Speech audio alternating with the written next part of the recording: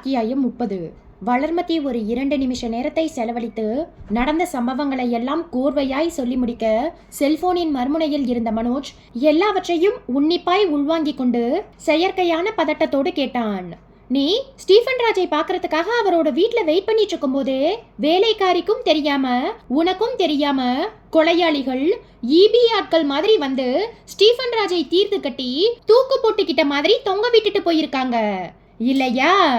ஆமா, ஸ்டீஃபன் ராஜ் வீட்டை கண்காணிக்கிறதுக்காக mobile laundry நபர் மாதிரி நடிச்சிட்டு இருந்த அந்த ஷாடோ ஸ்குவாட் விங் ஆபீசரோட பேரு என்னன்னு சொன்னவளர் ஹம்சன். முழு பேரு ஹம்சவர்தன்.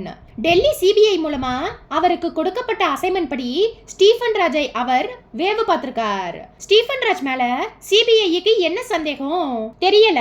அவரை பார்க்க யார் யார் வராங்கன்னு நோட் பண்ணி அவங்கள பத்தின டீடைல்ஸை கொடுக்க சொல்லி இருக்காங்க. ஹம்சனும் நோட் பண்ணி கொடுத்திருக்கார். நேத்து ராத்திரி 8 மணி சுமாருக்கு ஸ்டீஃபன் ராஜ் வீட்டுக்கு கார்ல வந்த ஒரு நபர் ஹம்சனோட மனசுக்கு ஒரு நெருடலை உண்டாக்கி இருக்கார். காரோட ரெஜிஸ்ட்ரேஷன் நம்பரை வச்சு காரோட ஓனர் யாருங்கிறத ட்ரேஸ் பண்ணி பார்த்தப்ப அபுபக்கர் என்கிற ஒரு நபரோட பேரும் அவரோட அட்ரஸும் கிடைச்சிருக்கு. அவரை போய் பார்த்து ஒரு முறையான என்கொயரியை மேற்கொண்டால் ஸ்டீஃபன் ராஜ் கொலை செய்யப்பட்ட விஷயத்தில் ஏதாவது ஒரு புது தகவல் கிடைக்க வாய்ப்பிருக்கு. இட்ஸ் ஓகே, நீ சொல்றதும் சரிதான். நானும் உடனே புறப்பட்டு ஸ்பாட்டுக்கு வந்து உங்க கூட ஜாயின் பண்ணிக்கிறேன். அந்த அபுபக்கர் யாருங்கிறத நானும் பார்க்கணும். மனோஜ், நீ இங்க வந்து சேர எவ்வளவு நேரம் ஆகும்? 1/2 மணி நேரத்துக்குள்ள வந்துடுற. லேட் பண்ணிடாத. வா, இந்த கேஸ்ல நாம நிறைய வேலை பார்க்க வேண்டி இருக்கு. வந்துடுறேன். ஸ்டீஃபன் ராஜ் ஒரு திறமையான ஜெனடிக்ஷியன்.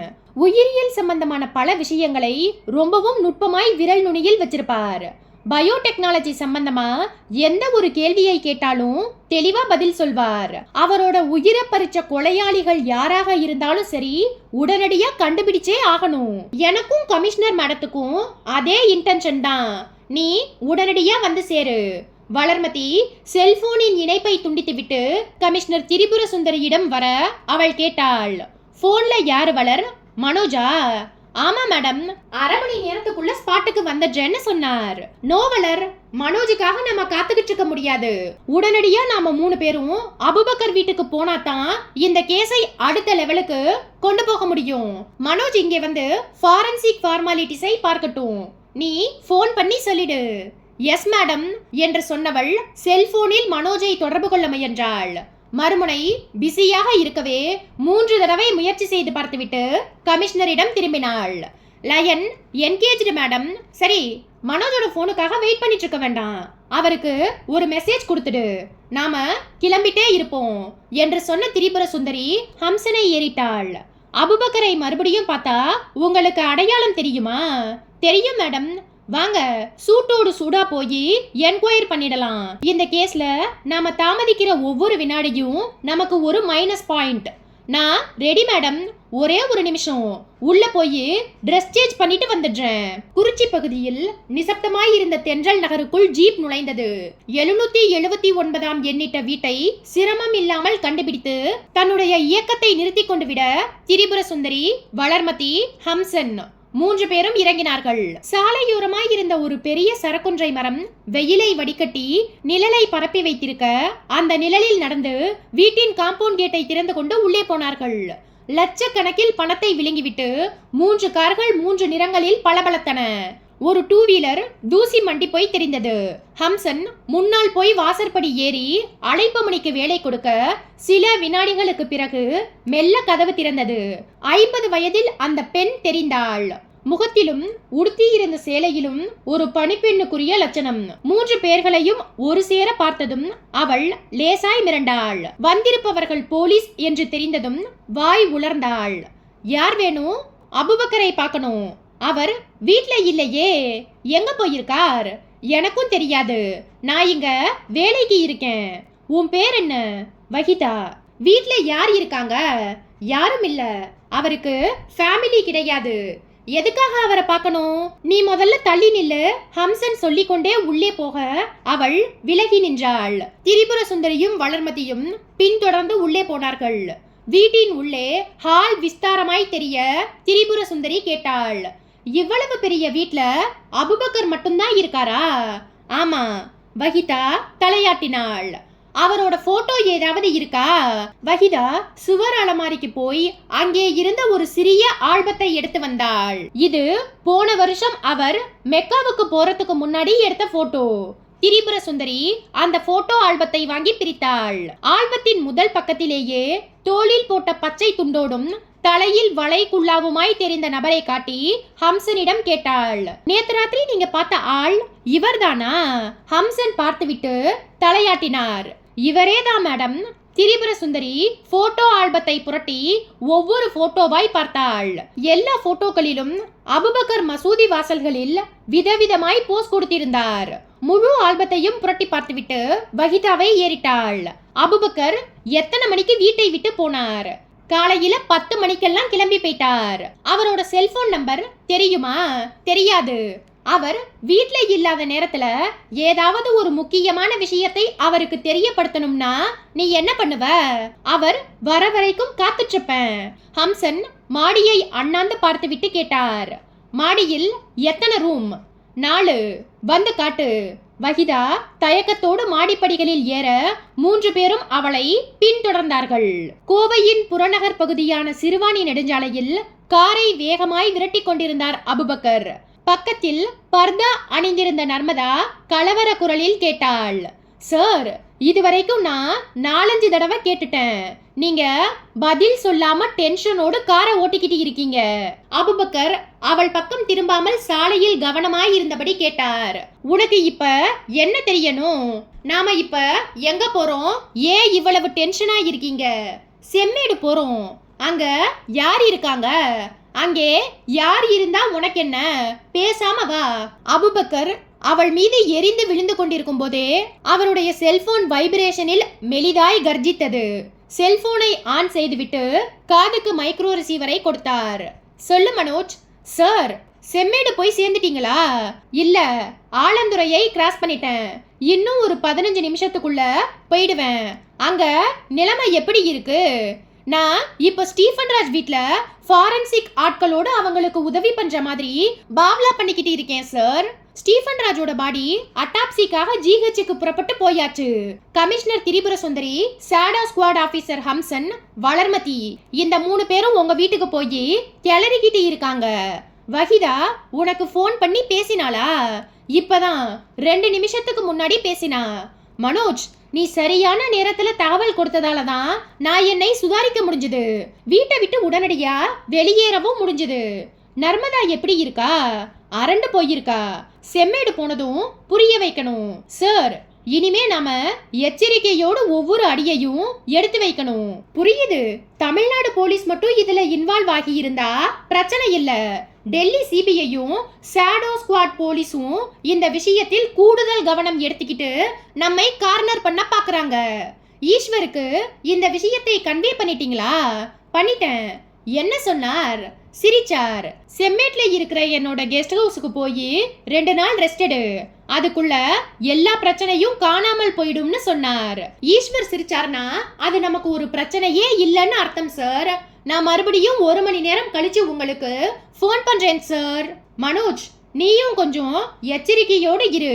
கமிஷனர் திரிபுர சுந்தரிக்கோ வளர்மதிக்கோ நீ எங்களுக்காக வேலை பார்க்குற விஷயத்துல கொஞ்சம் கூட உன் மேல அவங்களுக்கு சந்தேகம் வரக்கூடாது. வராது சார்.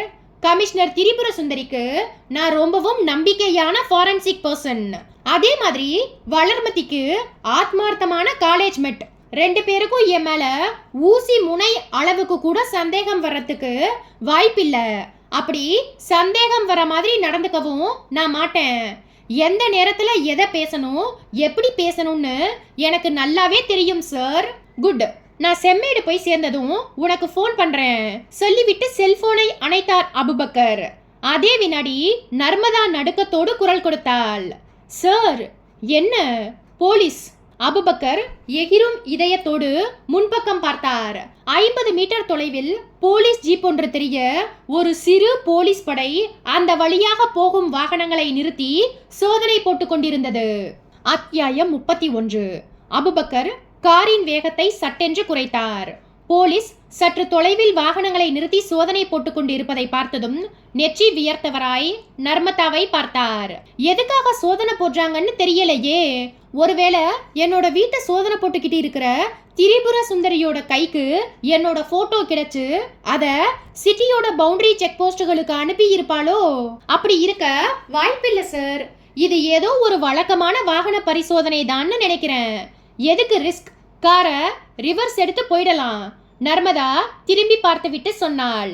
சார், நம்ம காரை இப்ப ரிவர்ஸ் எடுக்க முடியாது. காருக்கு பின்னாடி ஒரு வேனும் அதுக்கு பின்னாடி ஒரு காரும் நின்னுகிட்டு இருக்கு. நர்மதா சொல்லி கொண்டிருக்கும் போதே இன்ஸ்பெக்டர் ஒருவர் வேக வேகமாய் அபுபக்கரிடம் வந்தார். என்ன சார், பாக்குறதுக்கு டீசெண்டா படிச்சவங்க மாதிரி இருக்கீங்க. காரை ஸ்டார்ட் பண்ணும் போதே சீட் பெல்ட் போட்டுக்கணும்னு உங்களுக்கு தோணாதா? அபுபக்கரின் உடம்பு வியர்ப்பதை நிறுத்தியது. அவரையும் அறியாமல் நிம்மதி பெருமூற்றொன்று வெளிப்பட உதடுகளில் புன்னகை அரும்பியது. சாரி இன்ஸ்பெக்டர், ஒரு அவசர வேலையாய் புறப்பட்டேன். எப்பவுமே பெல்ட் போட்டுக்குவேன். இன்னைக்குன்னு பார்த்து எப்படியோ மறந்துட்டேன். எல்லாரும் இதையே தான் சொல்றீங்க. டிராஃபிக் ரூல்ஸையே ஃபாலோ பண்ணாதவங்க வேற எதைத்தான் ஃபாலோ பண்ணி வாழ்க்கையில் முன்னுக்கு வருவீங்க? Very very sorry inspector. வெறும் சாரி மட்டும் சொன்னா போதாது சார். ஃபைன் 1000 ரூபாய் கட்டுங்க என்று சொன்ன இன்ஸ்பெக்டர் திரும்பி பார்த்து குரல் கொடுத்தார். குமரேஷ் சார். கான்ஸ்டபிள் ஒருவர் ஓடி வந்தார். சார், சீட் பெல்ட் போடல. ஃபைனை கலெக்ட் பண்ணிட்டு அனுப்பிடு. எஸ் சார் என்று சொன்ன அந்த கான்ஸ்டபிள் கையில் வைத்திருந்த ஸ்வைப்பிங் டிவைஸோடு காருக்குள் இருந்த அபுபக்கரிடம் குனிந்தார். என்ன சார், வயசு பசங்களே கார் ஓட்டும் போது சீட் பெல்ட் போட்டுக்கிறாங்க. நீங்க பெல்ட் போடாம கார் ஓட்டலாமா? எப்படியோ மறந்துட்டேன். சரி சரி, பேர் சொல்லுங்க. அபுபக்கர் தயங்கினார். அது என் பேரு. என்ன சார், பேரை கூட மறந்துட்டீங்களா? கொஞ்சம் டென்ஷன். அதான், என்னோட பேரு அபுபக்கர். ஆர்சி புக் எடுங்க. அபுபக்கர் நர்மதாவை பார்க்க அவள் காரின் டேஷ்போர்டை திறந்து ஆர்சி புக்கை எடுத்து கான்ஸ்டபிளிடம் கொடுத்தாள். அவர் ஒரு பார்வை பார்த்துவிட்டு ஸ்வைப்பிங் டிவைஸில் தகவல்களை பதிந்து கொண்டு அபுபக்கரிடம் நீட்டினார். அவர் வாங்கி பாஸ்வேர்டை எண்களின் மேல் வைத்து ஒற்றி எடுக்க ஸ்வைப்பிங் டிவைஸ் ஒரு ரசீதை வெளியே தள்ளியது. அதை உருவி கொடுத்தபடியே அபுபக்கரிடம் கான்ஸ்டபிள் சொன்னார். இனிமேல் கார்ல ஏறி உட்கார்ந்ததுமே உங்களுக்கு சீட் பெல்ட்டை போடணும்ங்கிற ஞாபகம் வந்துடும் சார். அப்படியும் ஞாபகம் வரலன்னா இந்த ரசீதை கார் கண்ணாடியோட மேல் சைடில் ஒட்டி வச்சுக்குங்க. முறைக்காதீங்க சார். எல்லாமே உங்களோட சேஃப்டிக்காக தான் சொல்றோம். காரை எடுங்க. அபுபக்கர் சீட் பெல்ட்டை அணிந்து கொண்டு காரை நகர்த்தினார். கார் செம்மேடு கிராமத்தின் நெரிசலான பகுதிகளை முடித்துக்கொண்டு ஒரு தென்னந்தோப்பின் நடுவில் கோணல் மானலாய் தெரிந்த மண்பாதையில் குதித்து குதித்து ஓடி 1/2 கிலோமீட்டர் தூரம் பயணித்ததும் அந்த பங்களா நர்மதாவின் பார்வைக்கு புலப்பட்டது. கார் மேலும் ஒரு 100 மீட்டர் தூரம் ஊர்ந்து அந்த காம்பவுண்ட் கேட்டுக்கு முன்பாய் போய் நின்றது. ஹாரனை அவர் அடிக்கவே நர்மதா நடுக்கமான குரலில் கேட்டாள். சார், இந்த பங்களா ஈஸ்வரோடது. இந்த ஏரியாவை பார்த்தாலே பயமா இருக்கு சார். முதல் தடவையாய் பார்க்கறவங்களுக்கு அப்படிதான் இருக்கும். ஒரு 2 நாள் தங்கினா பழகிடும். இப்போது காம்பவுண்ட் கேட் சத்தம் இல்லாமல் பின்வாங்க அபுபக்கர் காரை உள்ளே நுழைத்தார்.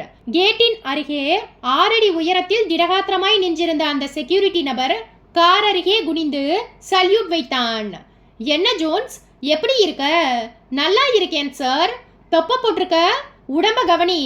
அடுத்த தடவை உன்னை பார்க்கும்போது தொப்பை இருக்கக்கூடாது. இருக்காது சார். அவன் மறுபடியும் சல்யூட் வைக்க கார் உள்ளே போயிற்று. நாய்கள் குறைக்கும் சத்தம் கேட்டது. அபுபக்கர் காரை ஒரு பெரிய ஷெல்டருக்குள் நிறுத்திவிட்டு நர்மதாவிடம் திரும்பினார். நாய்கள் குறைக்கிற சத்தம் கேக்குதா? கேக்குது சார். மொத்தம் 8 நாய்கள், எல்லாமே கோம்ப. 8 நாய்களையும் பகல்ல கட்டி போட்டுட்டு ராத்திரியில் அவிழ்த்து விட்டுடுவாங்க. பழக்கம் இல்லாத ஆட்கள் யாரும் உள்ள நுழைய முடியாது. மீறி நுழைஞ்சா உடம்புல 1 கிலோ சதை கூட மிஞ்சாது. நர்மதாவின் அடிவயிற்றில் பயம் ஒரு கல்லை போல் அடைத்து கொண்டது. அபுபக்கர் காரினின்றும் இறங்கினார். என் பின்னாடியே வா சொல்லிவிட்டு அவர் வேகமாய் நடக்க ஆரம்பித்துவிட நர்மதா சுற்றும் முற்றும் பார்த்து கொண்டே நடந்தாள். நாய்கள் இன்னமும் குறைத்து கொண்டிருந்தது. கிரானைட் கற்களால் ஆன போர்ட்டிகோவை ஒட்டி இருந்த பெரிய படிகளில் தாவி ஏறிய அபுபக்கர் எதிர்பட்ட பெரிய ஹாலுக்குள் நுழைந்து இடது பக்க மூலையில் இருந்த அந்த அறையை நோக்கி போனார்.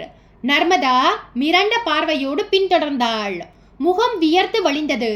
அறைக்கு முன்பாய் வந்து நின்ற அபுபக்கர் வெறுமன சாத்தப்பட்டிருந்த கதவை திறந்து உள்ளே எட்டி பார்க்க ஈஸ்வர் ஒரு சோபாவுக்கு சாய்ந்து உட்கார்ந்தபடி எதிரில் இருந்த டிவியில் டாம் அண்ட் ஜெர்ரி கார்ட்டூன் பார்த்து கொண்டிருந்தார். அபுபக்கரை பார்த்ததும் மலர்ந்தார். வா அபு என்றவர் பின்னால் வந்து கொண்டிருந்த நர்மதாவை பார்த்ததும் மெலிதாய் புன்னகை செய்தார். என்னம்மா இப்படி வேர்த்து வழிஞ்சிட்டு வர? எனக்கு பயமா இருக்கு சார். எதுக்கு பயம்? போலீஸ் அபுபக்கரோட வீட்டுக்குள்ள நுழைஞ்சிட்டாங்களேன்னு நினைச்சு பயப்படுறியா? அது எல்லாமே அடுத்த 24 மணி நேரத்துக்குள்ள சரியாயிடும். நான் பேச வேண்டியவங்க கிட்ட பேசி செய்ய வேண்டியதை எல்லாம் செஞ்சிட்டேன். ஒரு துளி பயம் கூட இனி உனக்கு வேண்டாம். தைரியமா இரு. சார், நான் என்ன சொல்ல வரேன்னா, நீ ஒன்னையும் சொல்லாதம்மா. முதல்ல மூஞ்சிய தொடச்சிக்கிட்டு உட்கார். அபு, நீயும் உட்காரு. அபுபக்கரும் நர்மதாவும் ஈஸ்வருக்கு எதிரில் இருந்த சோஃபாவில் உட்கார்ந்தார்கள். அவர் டிவி திரையை இருட்டாக்கிவிட்டு அருகில் இருந்த இன்டர்காம் ரிசீவரை எடுத்து பங்களாவின் கிச்சன் செக்ஷனுக்கு பேசினார். மாதவன், 3 கிரீன் டீ கொண்டு வந்துடு. அப்படியே ஸ்நாக்ஸ் சிக்கன் பக்கோடா ஒரு பிளேட். காரம் அதிகமா வேண்டாம். ரிசீவரை வைத்துவிட்டு நர்மதாவை ஒரு புன்னகையால் நனைத்தார். நர்மதா, நீ உன்னோட தோழி ஷில்பாவோட விவகாரத்துல எங்களுக்கு பண்ணின உதவியை நாங்க என்னைக்குமே மறக்க மாட்டோம். நானும் அபுபக்கரும் இருக்கிற வரைக்கும் நீ யாருக்காகவும் எதுக்காகவும் பயப்பட வேண்டியதில்ல. முக்கியமா நீ போலீஸுக்கு பயப்பட வேண்டியதே இல்ல. அந்த போலீஸ் கமிஷனர் திரிபுர சுந்தரியையும் வளர்மதியையும் அவங்க போகிற போக்குல போக விட்டு ஒரு சரியான சந்தர்ப்பத்தை பார்த்துதான் அந்த 2 பேரையும் கார்னர் பண்ணணும்.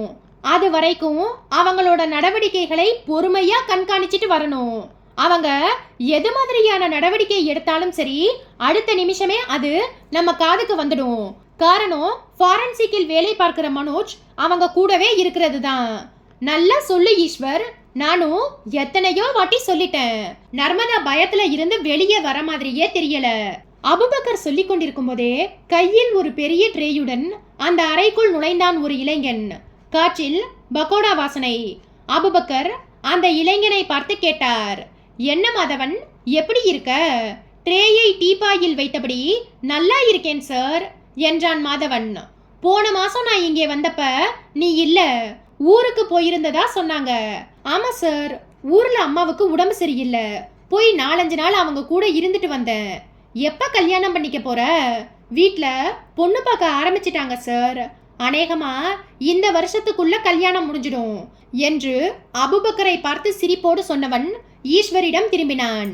வேற ஏதாவது வேணுமா சார்? தேவைப்பட்டா ஃபோன் பண்றேன், நீ போ. மாதவன் தலையாட்டி விட்டு நகர்ந்து விட ஈஸ்வர் டீஃபாயின் மேல் இருந்த கிரீன் டீ கோப்பையை எடுத்துக்கொண்டார்.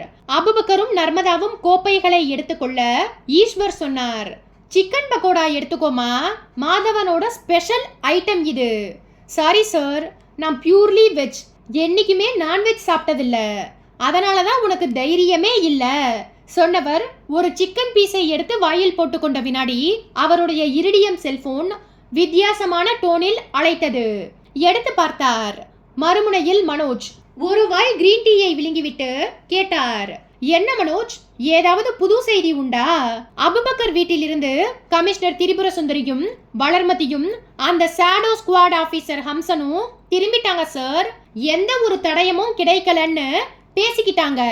தடயம் எப்படி கிடைக்கும்? இருந்தாதானே கிடைக்கும். சார், உங்ககிட்ட ஒரு விஷயத்தை ஷேர் பண்ணிக்க விரும்புறேன். என்ன? போலீஸ் டிபார்ட்மெண்ட்டை காட்டிலும் வளர்மதி தான் நம்ம விஷயத்தில் ரொம்பவும் தீவிரமா இருக்கா.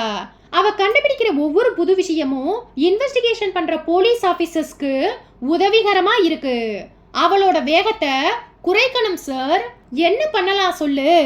அவளை முடிச்சிடலாம் சார். பாவம், குடும்ப பொண்ணாச்சேன்னு பார்த்தேன். பாவத்தை பார்த்தா நாளைக்கு நாம மாட்டிக்குவோம் சார். போலீஸ் டிபார்ட்மெண்ட்ல உங்களுக்கு எவ்வளவு பெரிய செல்வாக்கு இருந்தாலும் ஏதாவது ஒரு நாள் அது செல்லாத ரூபா நோட்டா மாறிடும். இப்ப நீ என்ன சொல்ல வர? வளர்மதி உயிரோடு இருக்கிற ஒவ்வொரு நிமிஷமும் அது நமக்கு சமாதி கட்டுறதுக்கான ஒவ்வொரு செங்கலுக்கு சமம் சார். அப்படின்னா ஒன்னு செய்யி. என்ன சார்? அந்த வேலையை நீயே பண்ணிடு. நானா? நீயே தான். நான் எப்படி சார் பண்ண முடியும்? நாளைக்கு ஒரு நாள் ஆபீஸுக்கு லீவ் போட்டுட்டு செம்மேடு பங்களாவுக்கு வா, நான் சொல்றேன். அத்தியாயம் 32. நான் எத்தனை மணிக்கு சார் வரட்டும்? மனோஜ் கேட்க ஈஸ்வர் சிரித்தார். நாளைக்கு காலையில் 11 மணிக்கு சரியா வந்துடு, லேட் பண்ணிடாத. வந்துடுறேன் சார் என்று சொன்ன மனோஜ் செல்போனில் மெல்ல குரலை இழுத்தான். அப்புறம் ஒரு விஷயம் சார். என்ன சொல்லு. கடந்த 2 மாசமா எனக்கு வரவேண்டிய அமௌண்ட் வரல சார். அபுபக்கர் கிட்ட சொல்லியிருந்தா அவர் ஏற்பாடு பண்ணியிருப்பாரே. அமௌண்ட் வேணும்னு வாயை திறந்து கேட்கறதுக்கு ஒரு மாதிரி இருந்தது சார். அதான். சரி, நீ நாளைக்கு வரும்போது அந்த பணத்தை வாங்கிக்கலாம். கூடவே வளர்மதியை தீர்த்து கட்டுறதுக்கு தனியா ஒரு அமௌண்ட்டை பிக்ஸ் பண்ணிக்கலாம். ஈஸ்வர் பேசிவிட்டு செல்போனை அணைத்தபடி தனக்கு முன்பாய் உட்கார்ந்திருந்த அபுபக்கரை ஏறிட்டார். மனோஜுக்கு போய் சேர வேண்டிய பணம் போய் சேரலையாமே. அபு, என்னாச்சு? மறந்துட்டேன். கமிஷனர் திரிபுர சுந்தரி, சிபிஐ ஷில்பா, வளர்மதி இவங்க 3 பேரும் கடந்த 1 வார காலமாய் நம்ம நார்மலான வாழ்க்கையையே ஸ்பாயில் பண்ணிட்டாங்க ஈஸ்வர். அதனால சில விஷயங்களை சரியா கவனிக்க முடியல. அப்படி கவனிக்காம போன விஷயங்களில் இந்த மனோஜுக்கு நாம அனுப்ப வேண்டிய பண விஷயமும் ஒண்ணு. தயக்க குரலில் அபுபக்கர் சொல்லிக் கொண்டிருக்கும் போதே ஈஸ்வர் மெல்ல சிரித்தார். அபுபக்கர் திகைத்தார். ஈஸ்வர், எதுக்காக இந்த சிரிப்பு? உனக்கு பக்கத்துல உட்கார்ந்திருக்கிற நர்மதா இப்போ எது மாதிரியான நிலைமையில் இருக்கான்னு ஒரு செகண்ட் பாரு. குழப்பத்தோடு அபுபக்கர் திரும்பி பார்த்தார். சற்று முன்பு வரை சோஃபாவில் நிமிர்ந்து உட்கார்ந்திருந்த நர்மதா இப்போது சரிந்து ஒரு பக்கமாய் தலையை சாய்த்து கண்களை மூடியிருந்தாள். திடுக்கிட்டு போனவராய் ஈஸ்வரை பார்த்தார் அபுபக்கர். ஈஸ்வர், நர்மதாவுக்கு என்னாச்சு? அவ இப்போ மயக்கத்துக்கு போயிட்டா. எப்படி? சாப்பிட்ட கிரீன் டீயில ஒரு நைட்ரஜன் மாத்திரை போட்டதோட பலன்தான். நீயும் நானும் சாப்பிட்ட கிரீன் டீயில் அந்த மாத்திரை இல்ல. மாதவனோட கைங்கரியம் இது. ஈஸ்வர், நர்மதாவை எதுக்காக இப்படி? அபு, நாம இப்ப சில விஷயங்களை மனம் விட்டு பேசி தீவிரமான நடவடிக்கைகளை எடுக்க வேண்டிய கட்டாயத்துல இருக்கிறோம்.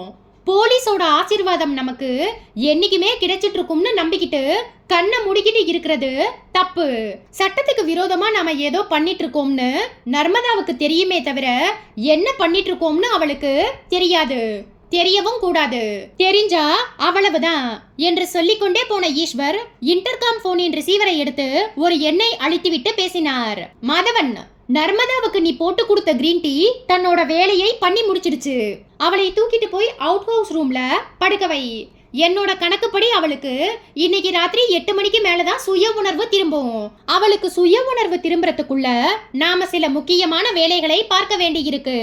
நீ உடனடியா புறப்பட்டு வா. ஈஸ்வர் பேசிவிட்டு ரிசீவரை வைக்கவே அபுபக்கர் பதட்டம் தணியாத குரலில் கேட்டார்.